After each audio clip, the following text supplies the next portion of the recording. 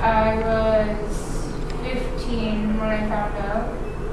I was playing in a basketball game, and then afterwards, I used to have a lot of headaches when I was younger, and then after the game, I just got this like migraine, and my dad was like, just drink water. Okay, but then it got worse and worse, and it was like the worst headache I've ever had, so I ended up going to emergency, and they gave me migraine medication, and then like, you'll be fine in the morning, and then, but the next morning I wasn't, I was really sick, and couldn't get up, and was dizzy, and so, and my team was supposed to be in the final shot tonight, but it was like,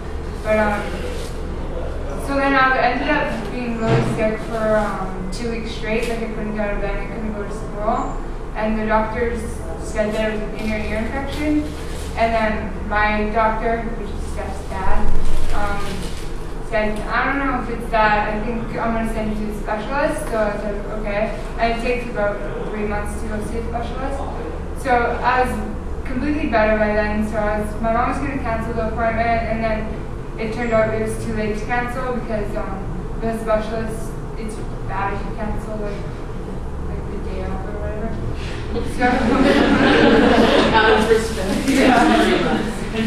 So we went to it, and they had like the equipment there, and right away they were like, there's something wrong, like they thought it was a cyst, and so they were like, you're gonna need to have an MRI and stuff like that.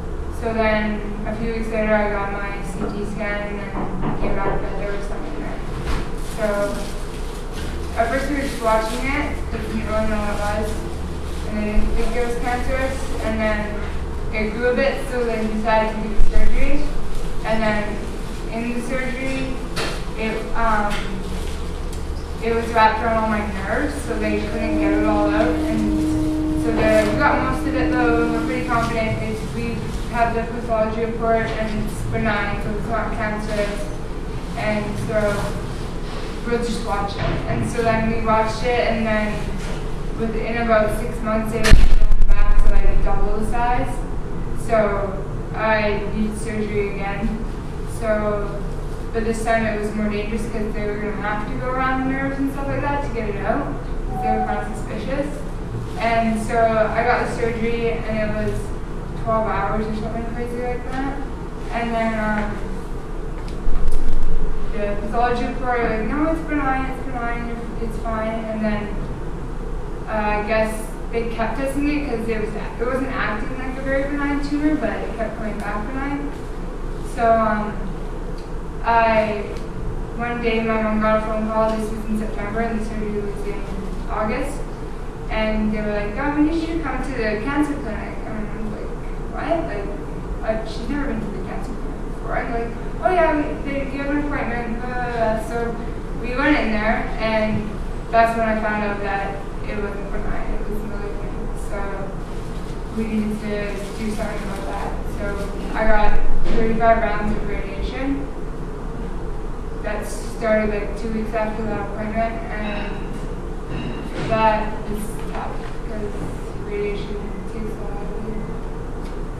And then everything looked good, and they thought I was in remission for like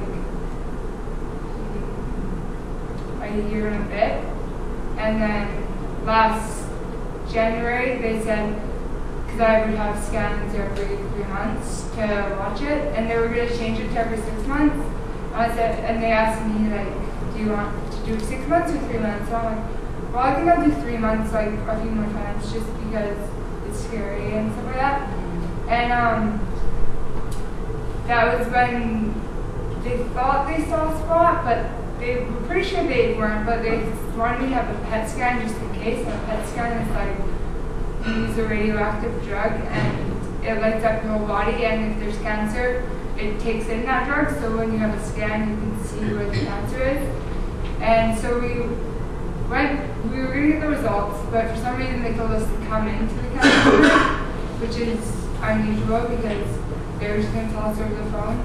And that's when they said that they were wrong, the cancer's back, and then we also found out that it had spread to lungs. So that was really tested her, and they thought I had a certain type of cancer, so I was going to Palm Springs, and then I was coming back at spring break, and I was supposed to start chemo the next day, and then they found out that it actually was a different type. It was the rhabdoid meningioma, and chemo wasn't going to work. So I already had radiation, so you're not supposed to have it twice. So I couldn't do that, and at that point I was getting really sick again, and like really bad headaches. The nerves were affected, so I couldn't speak properly. And the first time my eye went funny, but my eye was fine this time. And so looked like there was nothing we could do. And yeah, so then I got another set of radiation, which you're not supposed to, and it's dangerous, but we had to, because it was going on my brain lining, and if it pushed through, then you don't have very much long to live if that happens. So I got the second batch of radiation, and that knocked it back a little bit, and then I also got some radiation on my lungs because the tumors were bigger than I thought, and I was having trouble breathing. And then this treatment for Edmonton came up, and usually no one responds. Like with my type of cancer, wouldn't respond to it, but for some reason I did respond to it. So I go to Edmonton every 2 months for treatment, and so far it hasn't shrunken the tumors at all, but it has stopped the growth, and there are no new spots, which is really positive and for my case, because they thought that there was no way to stop it. I go every 2 months, so I've been 3 times, and it's called internal radiation, so it's an injection through an IV, and it goes throughout your whole body, and it basically, the cancer has these receptors, and the like protein receptors, and the radioactive drug that I'm getting basically shuts them off, so then they don't grow.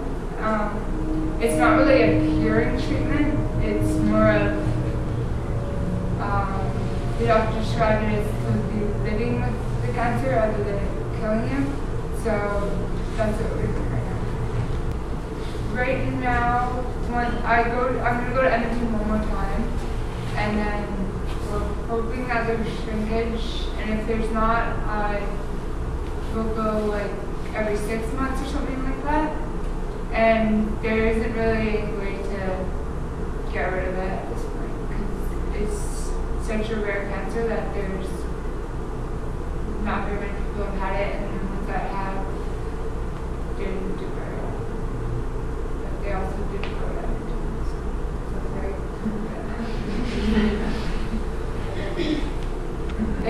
when I was younger, I never wanted, like when I had a birthday, I didn't like getting a year older every year, but now it's like, it's more like a privilege to go. Yeah. I would say don't take life for granted, because like every day can be, like you should live it to the fullest, because you never know what's going to happen. Like, I never thought that I would have cancer at like 15, and some days it's difficult to get up and stuff like that. So, and I can't play sports right now, so be happy that you can.